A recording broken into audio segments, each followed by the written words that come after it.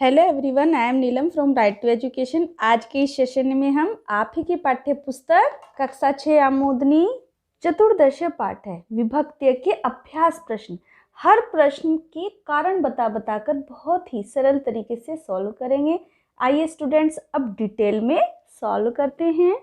अभ्यास है। पहला प्रश्न है, प्राय शब्दांश चित्वा लिखत। इन शब्दों के पर्यायवाची लिखने हैं। पर्यायवाची शब्द क्या होते हैं? एक ही अर्थ रखने वाले शब्द एक दूसरे के पर्यायवाची शब्द कहलाते हैं। जैसे माना खग है, खग को हम और किस नाम से बुला सकते हैं, तो वो उसका पर्यायवाची होगा। देखिए स्टूडेंट्स, ऊपर शब्द लिखे हुए हैं और नीचे की लाइन में इनके पर्यायवाची लिखे हैं। चाहे तो आप उनको मिलान कर दीजिए, चाहे उन्हीं के सामने लिख दीजिए। तो खगा का मतलब होता है हिंदी में पक्षी। देखिए इसका पक्षी ही दिया हुआ है इसका पर्यायवाची, तो यहाँ लिख दीजिए पक्षी। सेकंड है उद्यानम। उद्यानम का मतलब होता है बगीचा, और इसमें दिया है उपवनम। ये लिख दीजिए। थर्ड है पुष्पम। पुष्पम का मतलब होता है फूल, इसका पर्यायवाची यहाँ दिया है कुसुमम।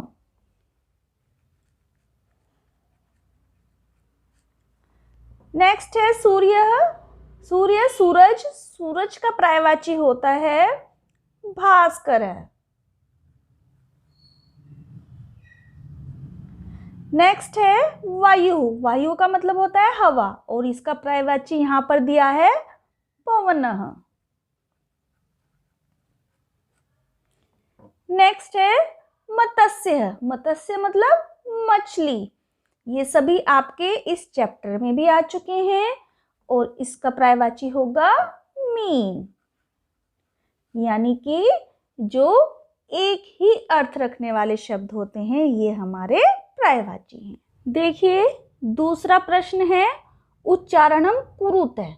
उच्चारण करना है, ये बालक का रूप दिया हुआ है। स्टूडेंट्स ये जरूर करना है आपको, क्योंकि जो अभ्यास प्रश्न दिए हैं आपके विभक्ति और वचन के ऊपर ही दिए हुए हैं, जिसपे पूरी अभ्यास आपकी डिपेंड है। तो एक बार इसका उच्चारण कर लेते हैं, फिर आपको अभ्यास करने में आसानी रहेगी। जैसे विभक्ति है ये प्रथमा द्वितीय तृतीय चतुर्थी पंचमी षष्ठी सप्तमी संबोधन, और ये एक वचन द्विवचन बहुवचन है। तो प्रथमा विभक्ति का एक वचन है बालक है, बालको बालकाः, बालकम बालको बालकान, बालकेन बालकाभ्याम बालकेः, बालकाय बालकाभ्याम बालकेभ्यः, बालकात् बालकाभ्याम बालकेभ्यः, बालकस्य बालकयोः बालकानां, बालके बालकयोः बालकेषु। संबोधन में हे बालक, हे बालको, हे बालकः। अभ्यास कार्य का पहला प्रश्न है, कोष्ठकात् उचित पद प्रयोगेन रिक्त स्थानी पूर्यत है। ये आपको कोष्ठक में दिए हैं कुछ उचित शब्द प्रयोग करके आपको रिक्त स्थानों की पूर्ति करनी है, यानी रिक्त स्थान को पूरा करना है। पहला है धनिकः डैश धनम ददाति।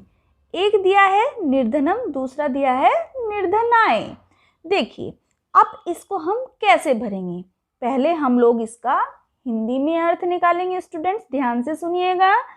धनिय धनम ददाति, धनी लोग यानी कि अमीर गरीबों को धन देता है, तो इसमें को आया, ठीक है। और को में हमारी कौन सी विभक्ति लगेगी?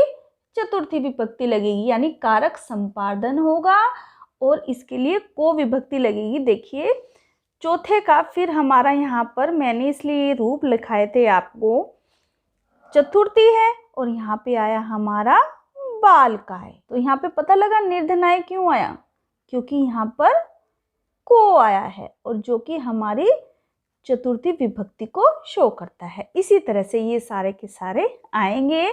जैसे दूसरा है बालय डैश सह विद्यालयम गच्छति। बालय यानी छोटा बालक है, के साथ विद्यालय जाता है। तो किसके द्वारा जाता है? वो हमारे जनकेन के द्वारा जाता है, यानी कि पिता के द्वारा। जनक जो है पिता को बोलते हैं। और इसमें हमारी विभक्ति लगेगी के द्वारा। हमारा किस में आ रहा है? कारक करण में आ रहा है, ठीक है, क्योंकि वो क्रिया का साधन है, वो पिता के द्वारा जा रहा है।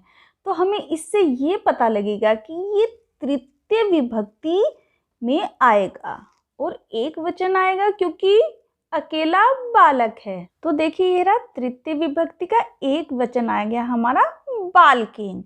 इसी तरीके से हमारा क्या आ जाएगा यहाँ पर? जनकेन।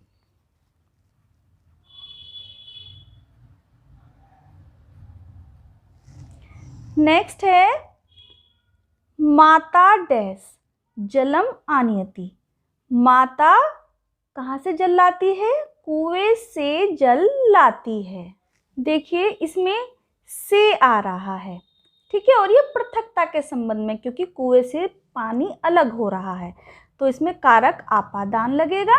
और से हमारा आ रहा है, देखिए यहाँ पर पंचमी विभक्ति में, और पंचमी विभक्ति में देखिए बालकात आ रहा है। आप इससे बालक के रूप से मेल कर लीजिएगा, आपके रिक्त स्थान बहुत इजीली तरीके से भरे जाएंगे।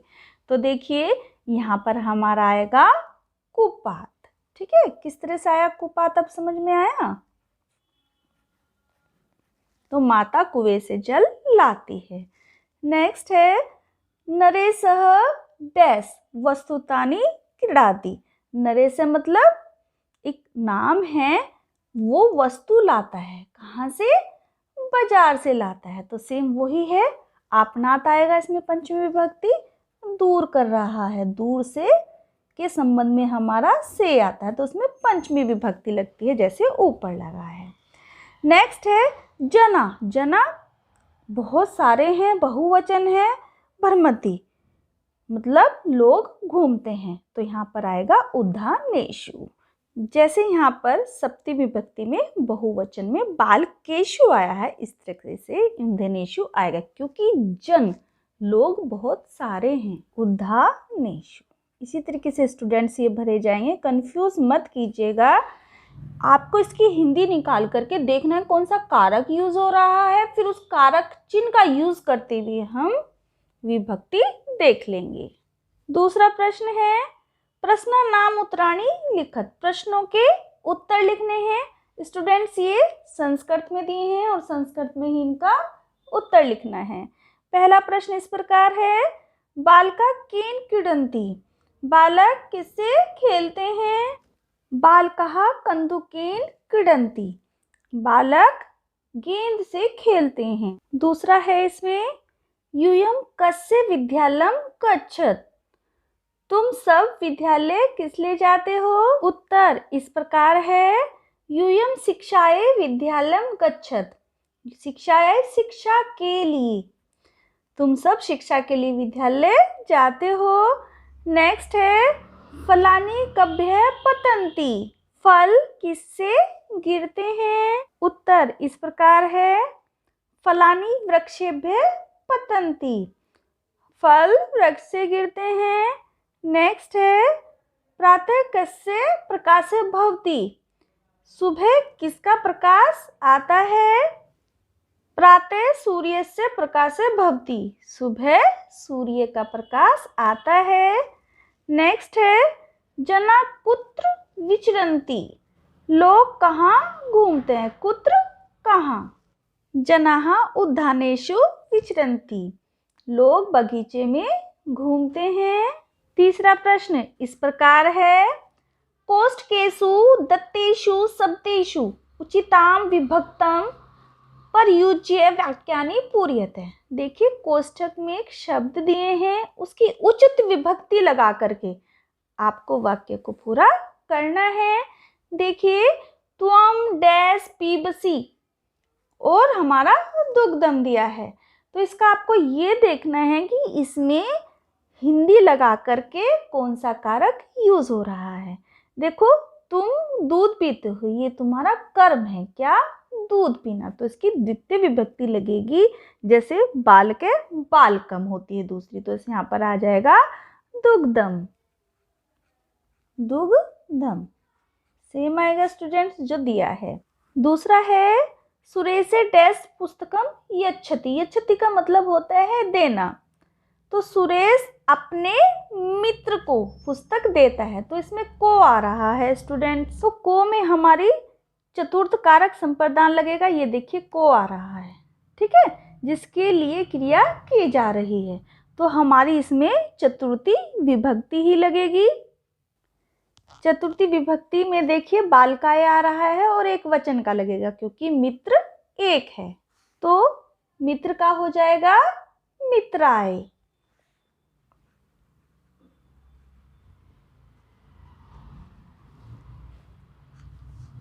नेक्स्ट है पीयूषे डैश सह गच्छति। गच्छति का मतलब होता है जाना।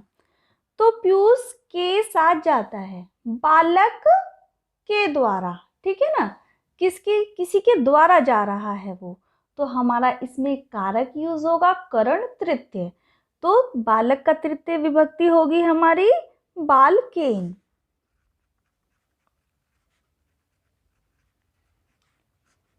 नेक्स्ट है नदी डैश प्रभवती। नदी और पर्वत दिया हुआ है तो पर्वत से बह रही है, यानी कि पृथक्करण के रूप में आएगा। तो इसमें पंचमी विभक्ति लगेगी। जैसे बालकात होता है तो ये हो जाएगा हमारा पर्वतात। बाल के से आप कंपैरिजन करिए, आपका इजी हो जाएगा और आपके पाठ में भी दिया है।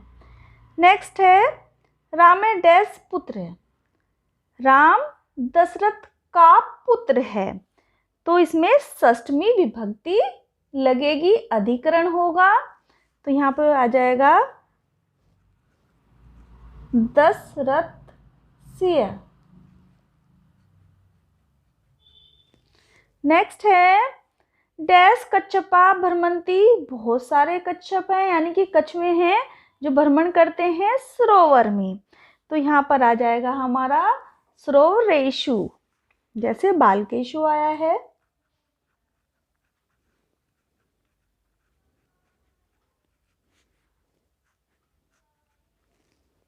लास्ट प्रश्न है चौथा, अधोलिखितान पदानाम विभक्त्यम वचनम लिखत। ये जो नीचे लिखे हुए हैं पद, इनकी आपको विभक्ति लिखनी है और वचन लिखने हैं। यथा मतलब जैसे करके भी दिया हुआ है। उद्मेन, उद्मेन हमारी तृतीया विभक्ति है और एक वचनम है। इसी तरह से सिंहस्य है, सेम वही बालक के से कंपैरिजन कर लेंगे। देखिए षष्टमी हमारी विभक्ति है और ये बालकस्य आ रहा है, जैसे हमारा सिंहस्य आ रहा है और एक वचन का है। इसी तरह से आपको सारे करने हैं। तो हमारी इसमें विभक्ति हो जाएगी षष्ठी और वचनम हो जाएगा एक वचनम। नेक्स्ट है मृगा। ये हो जाएगा हमारा प्रथमा का बहुवचन, जैसे बालकः होता है, बालके बालको बालकः। तो ये हो जाएगा प्रथमा बहुवचन। नेक्स्ट है विद्या। जैसे बालक होता है उसी तरह से प्रथमा विभक्ति का एक वचन हो जाएगा। तो यहाँ पर आएगा प्रथमा एक वचनम। नेक्स्ट है मूर्खाणाम। ये षष्ठी विभक्ति का बहुवचन हो जाएगा। देखिए जैसे षष्ठी में हम लोग बालक का कंपैरिजन करें, ये है बाल का नाम, ये बहुवचन का और षष्ठ है, षष्ठी और ये हो जाएगा बहुवचन।